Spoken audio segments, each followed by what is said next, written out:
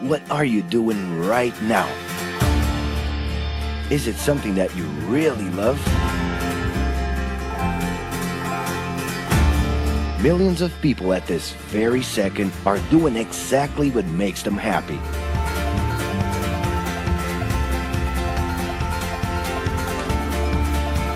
But wait a minute.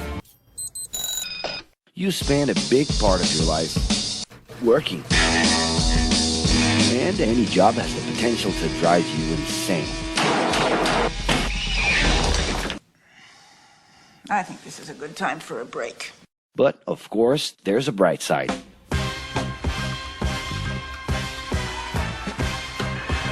And the best thing, time off. As a matter of fact, the way we work influences new trends and behaviors in society. And if some things are new and different to you, and to everyone else, it's good to know that the ones who really capture the idea are those young millennials. Otherwise known as Generation Y, G, we, globalists. Okay. We know you heard about this. They represent a new workforce in the global market and have high aspirations. Half of them already have or plan to open their own businesses. Because of their digital, liquid, and collective mindset, they are affecting the way we produce and work in the future. Sounds complicated? Actually, keeping things simple was the motto that baby boomers worked by in the 60s and 70s. Rules were a lot clearer back then. The workspace was confined to the office. Responsibilities were individual-based and very specific, and you knew exactly the right time to start and finish your day. At that time, after the World Wars, the institution represented the security that everyone was dreaming about. Because of this, it made total sense to be a company man and respond well to linear and hierarchical structures. But be careful. Once you chose a career, it was a decision that would pretty much last for the rest of your life. Older workers would teach young ones because putting in long years of experience was essential if you wanted to grow within the company. Having a job would guarantee social status and was the first step towards marriage and a first kid 9 months later. Work didn't mix with personal life. No bringing work home. But baby boomers worked a lot. It's been a hard day's night. And this had to do with keeping a deep sense of discipline and honor. Day-to-day sacrifices guaranteed that the family would be taken care of, and they knew that a big payoff would come, even if it would take a while.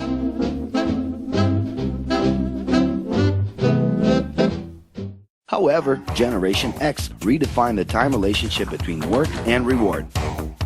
Super confident, extroverted, very competitive, and doing everything in their power to achieve quick growth, these guys were always on the lookout for better offers. A profitable idea could easily put them into a leadership position based on meritocracy without taking their experience into account. As they searched for more ways to personally stand out and be professionally independent, they relied on degrees, including MBAs and PhDs, to get ahead of their competitors. Pressure, pushing down on me, pressing down on you. No man has spoken. In this more individualistic style of thinking, a nice wardrobe and a business card could help them close better deals and expand their network. Being in the right place at the right time is what would define the work schedule. Business time was extended into the happy hour. This mix between personal and professional life turned a workaholic into someone who was admirable and even sexy. In the grace of your love.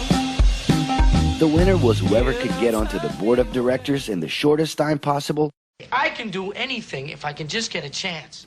and thus immediately live out the pleasures of this achievement. You own the money, you control the witness. I'll leave you lonely, don't move you into business.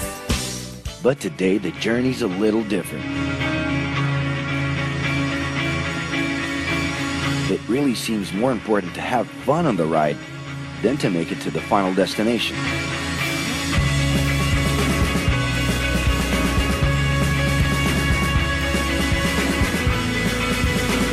Ironically, millennials, those unpredictable kids, are the ones perfectly translating this new vision.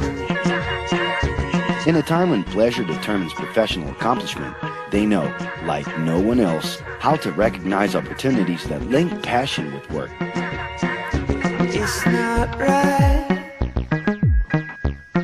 but it's now or never. The creative economy, new professions, an entrepreneurship boom, and the new collective power are painting a brilliant and never-before-seen scenario. No wonder millennials are so impatient. The speed at which they connect with the world sets the pace for their work relations. Projects that only will make a difference in the long term just don't stimulate them. And they need constant feedback so they can feel that their efforts are being recognized. So? It's great. I love it. The traditional pyramid inside of companies doesn't really fit with these anxious young people. They're excited about working with older generations, but only if the relationship is on equal terms and with mutual respect. It's all about exchanging knowledge, no matter your age. Being that millennials find empowerment in discovering things on their own. It's natural for them to diversify their channels and seek out informal types of education instead of simply picking out a major. In the end, professional commitment is not just a norm. It's something that naturally comes from truly engaging experiences. Besides having a job, it's become more important to have a purpose that can be carried out in different forms at the same time. Mobility, shared workspaces, home offices, and the possibility to create your own hours make work always present, anytime and everywhere. For that reason, people with different work styles are having more freedom to tap into their talents, and even those with introverted personalities can transform their ideas into million-dollar businesses. Yes, you can stay in your pajamas as long as you maintain an updated and attractive profile across your social network.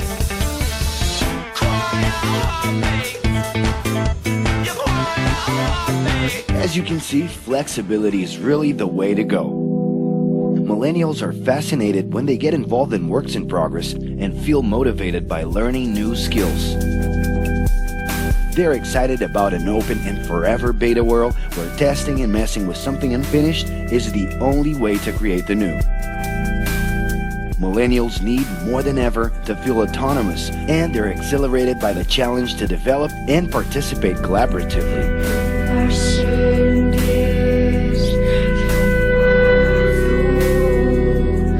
They can change direction quickly and don't let attachments hold them back. It's about living better in the present with no illusion that the future can be controlled.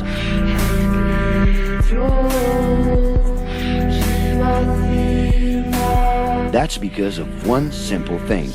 Whoever adapts more easily can evolve along with the changes. And if you feel overwhelmed by everything so far and are looking for the right answer, well, sorry. We're still going to ask you another question. Are you doing what you love right now? No. So start.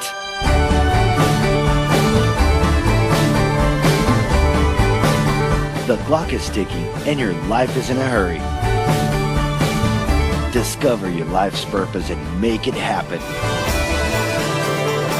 Loving your work will put you in motion. It's the only way to lead a fulfilling life every day.